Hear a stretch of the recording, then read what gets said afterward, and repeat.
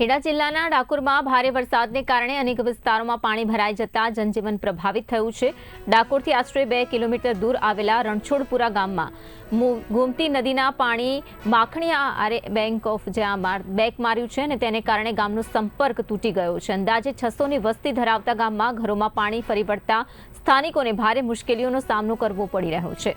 આ દરમિયાન ગંગા સમિતિએ માનવતાવાદી કામગીરી કરીને આશરે 75 લોકોને શાક ખીચડી સહિત ભોજનની વ્યવસ્થા પૂરી પાડી હતી।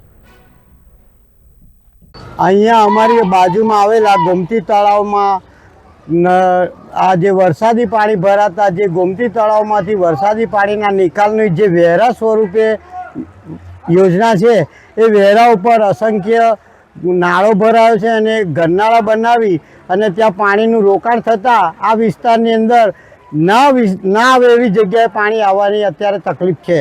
કેટલા ઘરો હશે અને કેટલી મુશ્કેલીઓ? અહીંયા નાની ભાગોળ એકદમ સ્લમ વિસ્તાર છે। આ વિસ્તારની અંદર આવેલા વિસ્તારોમાં ઘણા લોકો મજૂરિયાત છે ને આ વિસ્તારની અંદર પાણીની તકલીફના કારણે અનેક મુશ્કેલીઓ છે।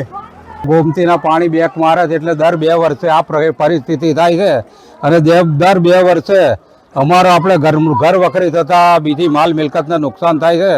દર 2 વર્ષે પાણી આવી જાય છે। પાણી લગભગ એકાદ દિવસ રહે છે, 1-1.5 દિવસ પાણી જવાનો તો કોઈ આપણે બધા વેરા છે પૂરાઈ ગયા, કોઈ માર્ગ રહ્યો નથી હવે।